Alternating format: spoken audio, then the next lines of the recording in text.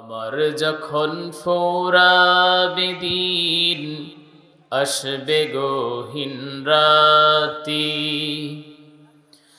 জীবন নদীর দুকুল জুড়ে আসলে আমানিশা, থাকবে না আর দু চোখ জুড়ে একটু আলোর দিশা।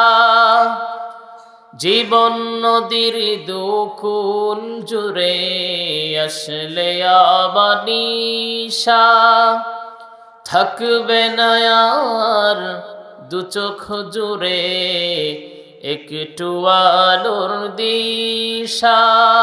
সেদিন আমার অন্ধ ঘরে তুমি থেকো বাতি, আসবে গহীন রাতি। আমার বলে যেদিন কাউকে পাব না, সেদিন আমার শূন্য হিয়ায় তুমি থেকো সান্ত্বনা। আমার বলে যখন কাউকে পাব না, সেদিন আমার শূন্য হিয়ায় তুমি থেকো সান্ত্বনা। আখির আলো নিভে যেদিন মনের আলো পেয়ে, আসবে না কেউ ঘোর আঁধারের একটু আলো নিয়ে। আখির আলো নিভে যেদিন মনের আলো পেয়ে, আসবে না কেউ ঘোর আঁধারের একটু আলো নিয়ে। সেদিন আমার অন্ধ চোখে তুমি থেকো বাতি, আসবে গহীন রাতি। আমার যখন ফুরাবে দিন আসবে গহীন রাতি। রব্বে কারীম কোরআনুল কারীমের ভিতরে বান্দাদেরকে ডেকে ডেকে আল্লাহ পাক জানিয়ে দিচ্ছে, বলছেন আমার বান্দারা শোনো, তোমাদেরকে আমি আমার পরিচয়টা কোরআনুল কারীমের ভিতরে দিয়েছি। কিভাবে আল্লাহ পাক তার নিজের পরিচয়টা কোরআনুল কারীমের ভিতরে একের পর এক আল্লাহ পাক দিয়েছেন। আল্লাহ পাক বলেন, হুয়াল আউয়ালু ওয়াল আখিরু ওয়াজ যাহিরু ওয়াল বাতিনু ওয়া হুয়া বিকুল্লি শাইইন আলিম। সবাই বলি আল্লাহু আকবার। আল্লাহ পাক বলছেন, হুয়াল আউয়ালু ওয়াল আখিরু, তিনি প্রথমে ছিলেন, তিনি শেষে থাকবেন। তিনি প্রকাশ্যে আছেন, তিনি অপ্রকাশ্যে আছেন। প্রকাশ্য বলতে কেমন প্রকাশ্য? আল্লাহ পাকের যত নেয়ামত আছে, যত নেয়ামতদের দিকে আপনি তাকাবেন, আপনার কপালটা সিজদায় অবনত হয়ে যাবে। এত নিগুর নেয়ামত দিয়ে যিনি আমাদেরকে ধন্য করে, তার সৃষ্টির নিগুর তথ্য যিনি প্রকাশ করেছেন, আমাদের সামনে উপস্থাপন করেছেন, সবাই জবান খুলে বলেন সেই রবকে। আমার ভাইয়েরা, আমার বন্ধুগণ, আল্লাহ রাব্বুল আলামিন কোরআনুল কারীমের মধ্যে সুস্পষ্টভাবে আমাদেরকে জানিয়ে দিয়ে বলছেন, ও আমার বান্দারা শোনো, তোমাদের জন্য আমি এত নিয়ামতের ব্যবস্থা করেছি, যে নিয়ামতের সুব্যবস্থা পৃথিবীর আর কেউ করতে পারে নাই, আবার কেউ করতে পারবে না। আল্লাহ পাক বলেন, আফালা ইয়ানজুরুনা ইলাল ইবলি কাইফা খুলিকাত ওয়া ইলাস সামাই কাইফা রুফিআত ওয়া ইলাল জিবালি কাইফা নুসিবাত। একটু আমার দিকে তাকান। আল্লাহ পাক বলেন আফালা ইয়ানজুরুনা ইলাল ইবলি কাইফা খুলিকাত। আল্লাহ পাক বলছেন ওহারা কি উটের দিকে তাকায় না কিভাবে উটটাকে তৈরি করা হয়েছে? এখন প্রশ্নটা হলো আল্লাহ উটকে কিভাবে তৈরি করেছেন? কেন কোরআন আল কারীমের মধ্যে আল্লাহ পাক অন্যান্য প্রাণীর কথা কেন বললেন, উটের কথা কেন বললেন যে উটের দিকে তাকাও দেখো সেটাকে কেমন করে তৈরি করা হয়েছে? কেন? সব একটা আমার দিকে তাকান। আমি যে তথ্যটা দিচ্ছি এই তথ্যটা আপনার জানতে হবে না? তা আমাকে নিয়ে আসছেন কেন বলেন? এগুলো জানার জন্যই তো নাকি? আমি এমন কিছু কথা বলবো কোরআন থেকে, যেহেতু তাফসির মাহফিল, এখানে তো বাপ দাদার কোনো কিস্সা চলবে না, তা কি চলবে? তো এখানে কোরআন থেকে কথা হবে। তা আমার কথাগুলো যদি না শুনেন তাহলে কি হবে বলেন? আল্লাহ পাক বলছেন যে উটের দিকে তাকাও। কেন উটের দিকে তাকাও? কেন তাকে তৈরি করা হলো? কিভাবে তাকে তৈরি করা হলো?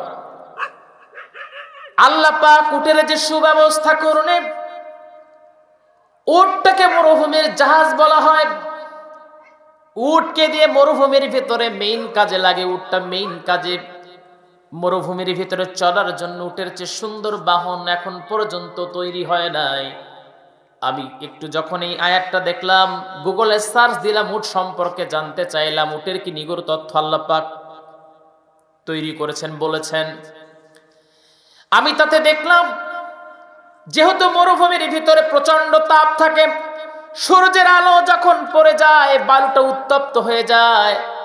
যদি তার উত্তপ্ত এই রোদের প্রখর তীব্র সে ধারণ করার ক্ষমতার যোগ্যতা যদি আল্লাহ না দিতেন তাহলে উট মরুভূমির ভিতরে চলতে পারত না। এই জন্য মানুষের 48 ডিগ্রি সেলসিয়াস তাপমাত্রা যখন শরীরের উপরে পড়ে মানুষের চামড়া তখনই পুড়ে যেতে শুরু করে দেয়, মানে নষ্ট হয়ে যায়, স্কিন নষ্ট হয়ে যাবে। ঠিক আল্লাহ পাক কত সুন্দর করে জানিয়ে দিয়েছেন, কত সুন্দর করে উটের সম্পর্কে বলেছেন। 48 ডিগ্রি সেলসিয়াস তাপমাত্রা যখন হয় তখন উটের শরীরের ঘাম মাত্র বের হয়। সুবহানাল্লাহ বলতে পারেন নাই? তার মানে 48 ডিগ্রি সেলসিয়াস তাপমাত্রায় মানুষের দেহের চামড়া স্কিন পুড়ে যায়, আর উটের ওই সময় ঘাম ঝরে। তার মানে ওর চামড়া পুড়তে বহু দেরি আছে। আমার ভাইয়েরা, আমার বন্ধুগণ, উটের কিছু কিছু বিশেষত্ব হলো খাবার গ্রহণ করার পরে সেই খাবারটা একাধারে কয়েকদিন পর্যন্ত সে তার পাকস্থলীর ভিতরে জমা করে রাখতে পারে। ক্ষুধা যখন প্রয়োজন হবে, ক্ষুধা যখন লাগবে, ধীরে ধীরে সেটা সে ভক্ষণ করবে। এই বিশেষত্ব আল্লাহ তাকে দান করেছেন। 150 লিটার পানি সে 10 মিনিটের ভিতরে গ্রহণ করতে পারে, এবং পানি সে তার পাকস্থলীর ভিতরে সে জমা করে, লাঞ্চের ভিতরে সে জমা করে রাখতে পারে যখন প্রয়োজনের পরিপ্রেক্ষিতে। মানে এই যে 150 লিটার পানি সে গ্রহণ করলো, মরুভূমির ভিতরে চলার জন্য অন্য কোথাও পানির আর তার প্রয়োজন হবে? সুবহানাল্লাহ বলতে পারেন নাই? এই জন্য আল্লাহ পাক বললেন আফালা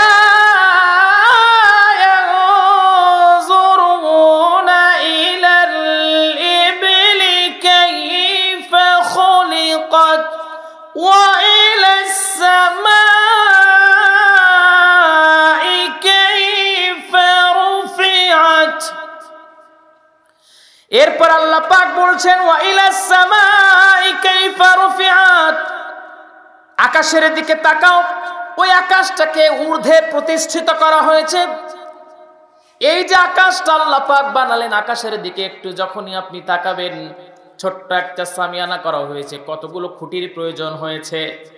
কিন্তু আপনি আকাশের দিকে তাকান, আল্লাহর কসম একটা খুঁটিও আপনি পাবেন না, বরঞ্চ আল্লাহ রাব্বুল আলামিন সুন্দর করে কোরআন আল কারীমের ভিতরে সুস্পষ্ট করে বান্দাদেরকে জানিয়ে দিচ্ছেন, বান্দা ওই আকাশের দিকে তাকাও। আল্লাযী খালাকা সাবআ সামাওয়াতিন তিবাকা মা তারা ফি খালকির রাহমানি মিন তাফাউত ফারজি'ল বাসারা হাল তারা মিন ফুতুর। আল্লাহ পাক বলেন ওই স্তরে স্তরে কোন খুঁটিবিহীন ভাবে, খুঁটি ছাড়া ওই আসমানটাকে আল্লাহ পাক বানালেন 7টা স্তর আল্লাহ পাক বানিয়েছেন, নাম 7টা আল্লাহ পাক দিয়েছেন। রফিউন, আরফালুন, কাইদুম, মাউন, আরাকা, রুকনা, আরুবা। 7টা আসমান আল্লাহ বানালেন, 7টা আসমানের নাম আল্লাহ পাক দিলেন। আমার ভাইয়ের আল্লাহ পাক বলছেন ওই আসমানের দিকে তাকাও, কোনো ত্রুটি তুমি দেখতে পাও কিনা। অবশেষে আল্লাহ পাক নিজেই বলছেন ফুম্মারজিউল বাসারা কাররাতাইনি ইয়ানকালিব ইলাইকাল বাসারু খাসিআন ওয়া হুয়া হাসীর। সবাই বলি আল্লাহু আকবার। আল্লাহ পাক বলেন তোমার দৃষ্টিটা যখন তুমি আসমানের খুদ ধরার জন্য তাকাবা তখন তোমার দৃষ্টিটা অবনত হয়ে যাবে, তোমার দৃষ্টিটা ক্লান্ত হয়ে যাবে, পরিশ্রান্ত হয়ে যাবে। ওই আকাশের দিকে তাকায়া তুমি কোনো খুদ ধরতে পারবা না, বরঞ্চ রাতের বেলায় তুমি আকাশের দিকে তাকাবা আর দেখতে পাবা ওয়ালাকাদ যায়্যানাস সামাআদ দুনিয়া বিমাসাবিহা ওয়াজআলনাহা রুজুমান লিশ-শায়াতিন وأعتدنا لهم عذاب السعير। সবাই বলে আল্লাহু আকবার। আল্লাহ পাক বলেন তোরে খুদ ধরার জন্য আসমানের দিকে তাকাতে বললাম, আসমানের দিকে তাকাবি রাতের বেলায় আর দেখবি ওই আকাশটাকে প্রদীপ মালা দিয়ে আমি আল্লাহ পাক সাজিয়ে দিয়েছি। জোরে কান সুবহানাল্লাহ। আমার ভাইরা, আমার বন্ধুগণ, রব্বে কারীম যে এত নিয়ামত আমাদেরকে দান করলেন, ওই আসমান থেকে আল্লাহ আমাদের কি দেন বলেন তো? বৃষ্টি দেন, তাই না? এইবার শোনেন এই বৃষ্টির মাধ্যমে আল্লাহ আমাদের কি দেন? আল্লাযী জাআলা লাকুমুল আরদা ফিরাশান ওয়াস সামাআ বিনাআ وأنزل من السماء ماء فأخرج به من الثمرات رزقا لكم فلا تجعلوا لله أندادا وأنتم تعلمون। সবাই বলি আল্লাহু আকবার। আল্লাহ পাক বলেন আসমান থেকে গোলাম তোমাদের জন্য পানি বর্ষণ করি, ওই পানি বর্ষণ করে এই জমিনের ভিতর থেকে তোমাদের জন্য খাবার পৃথিবীর কেউ উৎপন্ন করে না, একমাত্র আমি রব্বে কারীম তোমাদের জন্য খাবার উৎপন্ন করি। জোরে কোন সুবহানাল্লাহ, আর একটু জোরে জোরে কন্না সুবহানাল্লাহ। তাহলে আমাদের খাবারের সুব্যবস্থা করেন কে? সবাই বলেন কে? এইবার শোনেন আল্লাহ পাক বলেন ওয়ামা মিন দাব্বাতিন ফিল আরদি ইল্লা আলাল্লাহি রিজকুহা। আল্লাহ পাক বলেন ভূপৃষ্ঠে বিচরণশীল এমন কোন প্রাণী নাই যে নিজেকে প্রাণী হিসাবে দাবি করে, মানে যার প্রাণ আছে, এমন কোন প্রাণী নাই যার খাবারের সুব্যবস্থা পৃথিবীর কেউ করে না, বরঞ্চ খাবারের সুব্যবস্থা আসমান থেকে যিনি করেন তিনি কে? সাগরের ভিতরে একটা প্রাণী আছে, নাম হলো নীল তিমি, যাকে বলা হয় সাগরের ডন, সাগরের বাদশা যাকে বলা হয়, একটা নীল তিমি। একটা নীল তিমির আমি যখন বিস্তারিত তাকে দেখলাম নীল তিমি সম্পর্কে, আমি অবাক হয়ে গেলাম। নীল তিমির ব্রেন হলো 2টা। কয়টা ব্রেন? আমাদের মাথার ব্রেন হলো একটা, নীল তিমির 2টা। যখন একটা ঘুমায় আর একটা জেগে থাকে, যখন একটা ঘুমায় আর একটা জেগে থাকে। এবং নীল তিমি সম্পর্কে আমি দেখলাম মানুষ অক্সিজেন গ্রহণ করে কি দিয়ে বলেন তো? ফুসফুস দিয়ে, তাই না? আর মাছ অক্সিজেন গ্রহণ করে ফুলকা দিয়ে। কিন্তু কি আজীব ব্যাপার, এই নীল তিমি অক্সিজেন গ্রহণ করে হলো আপনার ফুসফুস দিয়ে।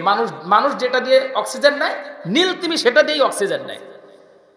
হাজার হাজার ফিট পানির নিচে যখন চলে যায়, একটা ব্রেন ঘুমান্ত আর একটা ব্রেন জাগ্রত।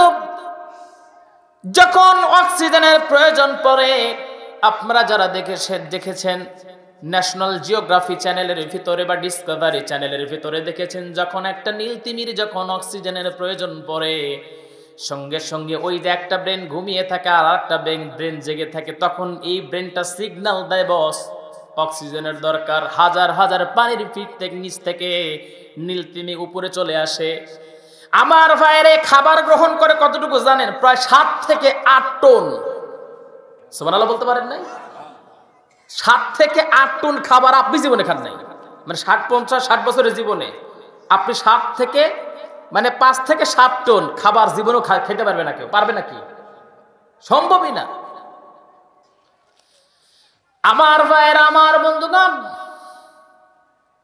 এই যে আল্লাহ পাক ওই নীল তিমিকে কিন্তু প্রতিটা ওক্তে ওক্তে খাবার দেয়, কেউ তার খাবারের সুব্যবস্থা করে নাই। আমার ভাইয়েরা, আমি চাইলে আলোচনায় অন্যদিকে নিতে পারতাম, কিন্তু এখানে লেখা আছে তাফসিরুল কোরআন মাহফিল, মানে কোরআন থেকে তাফসির করে বলা লাগবে, সেই জন্য কোরআন থেকেই বলতেছি, চেষ্টা করতেছি। আপনাদের খারাপ লাগতেছে নাকি? আমার ভাইয়েরা, আমার বন্ধুগণ,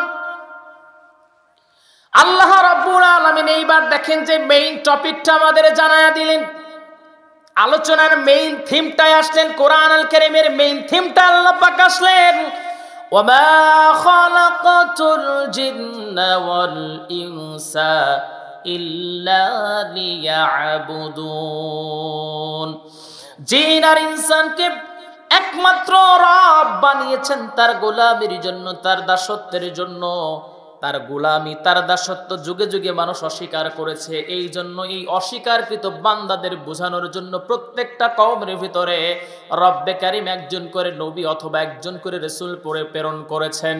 ওয়ালাকাদ বাআসনা ফি কুল্লি উম্মাতির রাসূল আন ইবুদুল্লাহা ওয়াজতানিবুত তাগুত। সবাই বলে আল্লাহু আকবার। আল্লাহ পাক বলেন প্রত্যেকটা কওমের মানুষদেরকে বোঝানোর জন্য আমি আল্লাহ পাক একটা করে রাসূল প্রেরণ করেছি, নবী প্রেরণ করেছি। কেউ নবীদেরকে গ্রহণ করেছে, কেউ নবীদেরকে গ্রহণ করে নাই। যারা গ্রহণ করেছে তারা আল্লাহর বন্ধু হয়ে গেছে, আল্লাহর প্রিয় পাত্রে রূপান্তরিত হয়েছে। তাদের জন্য আল্লাহ পাক জান্নাত রেখে দিয়েছেন। আল্লাহ পাক সুন্দর করে সূরা বাকারার ভিতরে তাদের সম্পর্কে বলছেন, উলাইকা আলা হুদাম মির রাব্বিহিম ওয়া উলাইকা হুমুল মুফলিহুন। হেদায়েতের পথে যারা আছে একমাত্র তারাই কেবল দুনিয়াতে সফল কাম। জোরে কোন সুবহানাল্লাহ। আমার ভাইয়েরা, আমরা মনে করি আমার ছেলেটা যদি ডাক্তার হয়, ইঞ্জিনিয়ার হয়, জজ হয়, ব্যারিস্টার হয়, এটাই মনে হয় সফলতা। অথবা ধীরে ধীরে রাজনীতি করতে করতে মেম্বার থেকে চেয়ারম্যান, চেয়ারম্যান থেকে এমপি, এমপি থেকে মন্ত্রী, তারপরে প্রধানমন্ত্রী। যদিও বাংলাদেশে এটা সম্ভব না, মানে বাংলাদেশে কেউ প্রধানমন্ত্রী কোনোদিন হতে পারবে না। 2 জন ছাড়া কেউ হয় নাই আজ পর্যন্ত, আমি দেখি নাই। আমার ভাইয়েরা, আমার বন্ধুগণ, রাগ করতেছেন নাকি? আমার ভাইয়েরা, আমার বন্ধুগণ, মেম্বার থেকে চেয়ারম্যান, চেয়ারম্যান থেকে এমপি, এমপির পর মন্ত্রী, তারপরে গোমসো। আর কিছু বললাম না। আমার ভাইয়েরা, আমার বন্ধুগণ, কিন্তু সমাজের ভিতরে ভালো মানুষ আছে, আছে না? অনেক ভালো মানুষ আছে। আমার ভাইয়েরা, আমার বন্ধুগণ, আল্লাহ রাব্বুল আলামিন এরপরে জানায় দিলেন যে নবীজির দাওয়াতের মাধ্যমে কেউ ঈমান গ্রহণ করেছে, ঈমান পেয়েছে, হেদায়েত পেয়েছে, আবার কেউ পায় নাই। যারা পায় নাই তাদের জন্য আল্লাহ পাক বলছেন, ফাসিরু ফিল আরদি ফানজুরু সুম্মা উযুরু কাইফা কানা আকিবাতুল মুকাজ্জিবিন। সবাই বলে আল্লাহু আকবার। আল্লাহ পাক বলছেন যারা মিথ্যাবাদী, এটা আমার দিকে তাকান, যারা মিথ্যাবাদী, এই মিথ্যাবাদীদের সঙ্গে আল্লাহ কেমন আচরণ করেছেন। তোমরা একটা পৃথিবীটা পরিভ্রমণ করো, ঘুরে আসো, দেখো। পৃথিবী ঘোরা সুন্নাত। একটু পরিভ্রমণ করো, একটু ঘুরে আসো, দেখো মিথ্যাবাদী যারা ছিল দুনিয়াতে তাদের সঙ্গে কেমন আচরণ আমি করেছি। এখানে আল্লাহ পাক ডাইরেক্ট, অথবা আল্লাহ পাক ডাইরেক্ট আপনি বুঝিয়ে দিয়েছেন ফেরাউনের কথা। এবং ভালো আছেন? কেমন আছেন? আচ্ছা, আলহামদুলিল্লাহ। চিনছেন কেমন? হ্যাঁ হ্যাঁ, চিনতে পারছি। কবি সাহেব, হ্যাঁ, দুই ধরনের কথা বলি। ও আচ্ছা, এখনই না না, মোটামুটি একটু পরে করে শুরু করে দেই। আচ্ছা, একটু জিকির করি, লা ইলাহা লা ইলাহা লা ইলাহা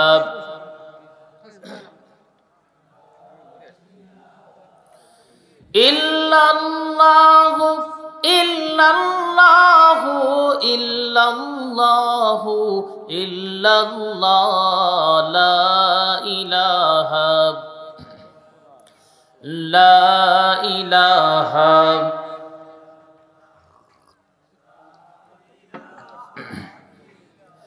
লা ইলাহা ইল্লাল্লাহু মুহাম্মাদুর রাসূলুল্লাহ। সবাই বলি সাল্লাল্লাহু। আমাদের কেউ আল্লাহ পাক একজন নবী প্রেরণ করেছেন, তারই ধারাবাহিকতায় একটু আলোচনার দিকে তাকান। তারই ধারাবাহিকতায়, নবীদের ধারাবাহিকতায়, রাসূলদের ধারাবাহিকভাবে আল্লাহ পাক সর্বোপরি একজন নবীকে প্রেরণ করলেন, যিনি সর্বশেষ নবী, আখিরি জামানার পয়গম্বর, সাইয়্যিদুল কাওনাইন, রাহমাতান লিল আলামিন। আমার ভাইরা, তার উম্মত হিসেবে আল্লাহ পাক আমাদেরকে পাঠালেন। নবীজি আমাদের জন্য কতটা নিয়ামতপূর্ণ ছিলেন। আল্লাহ পাক যত দুনিয়াতে যত নিয়ামত দিয়েছেন, তার মধ্যে শ্রেষ্ঠ নিয়ামত আল্লাহ পাক দিয়েছেন, তিনটা নিয়ামত দিয়েছেন। প্রথমে দিয়েছেন কোরআন আল কারীম, 2 নাম্বার দিয়েছেন যে শ্রেষ্ঠ নিয়ামতটা, সেই নিয়ামতটা হলো আমার আপনার নবী সাইয়্যিদুল কাওনাইন, রাহমাতাল লিল আলামিন, বিশ্ব নবী মুহাম্মদুর রাসূলুল্লাহ। আমার ভাইরা, আমার বন্ধুগণ, আজকে আমি মসজিদে আসরের নামাজ পড়তেছিলাম। হঠাৎ করে আমার বাড়ির পাশের এক নানা ওনার ছোট্ট নাতিটাকে নিয়ে মসজিদে এসেছেন। পাশে নাতিটাকে দাঁড় করিয়ে তিনি নামাজে দাঁড়ালেন। আমি ওনার পাশেই, নাতিটা যখন আমরা যখন নামাজে চলে গেছি, যখন আত্তাহিয়াতুর সূরাতে বসেছি, ওই নাতিটা সে একবার নানার দাড়ি ধরে টান মারে, একবার খিলখিলায় হাসে।